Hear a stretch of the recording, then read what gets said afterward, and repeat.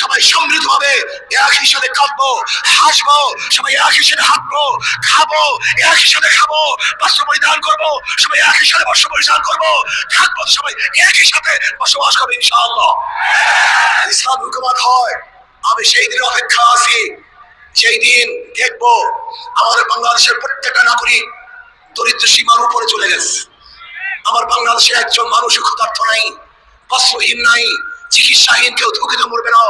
বাংলাদেশের গরিব সন্তানগুলি যারা মেধাবী উচ্চ শিক্ষার জন্য তাদের আর চিন্তা করতে হবে না, সরকারি খরচে সর্বোচ্চ শিক্ষা দেওয়ার ব্যবস্থা সরকার করবে ইনশাআল্লাহ।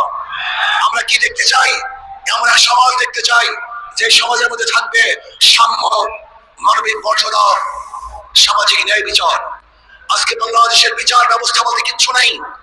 আপনারা দেখেছেন আমাদের দেশের ল, আমাদের দেশের আইন, কেউ যদি আসামি হয় এবং সাজাপ্রাপ্ত হয় তাকে কোর্টে হাজির হয়ে তারপরে জামিন মঞ্জুর করাতে হয়। কিন্তু আমরা কি দেখেছি, বিদেশে থাকা অবস্থায়ও কোর্ট তাকে জামিন দিয়ে দিয়েছে। এরকম আইন বাংলাদেশের আছে বলে আমার জানা নেই। তার মানে বিচার বলতে আমাদের বাংলাদেশে কিছুই নেই। আজকে এই সমাবেশ দেখে একমাত্র জালেমরাই এবং চাঁদাবাজরাই তারা বেজার হতে পারে, তাদের মন খারাপ হতে পারে, কিন্তু যারা বাংলাদেশ উন্নয়ন চায়, উন্নতি চায়, তাদের আজকে খুশির আর শেষ সীমা নাই, তারা খুশিতে ভাগ ভাগ হয়ে আছে।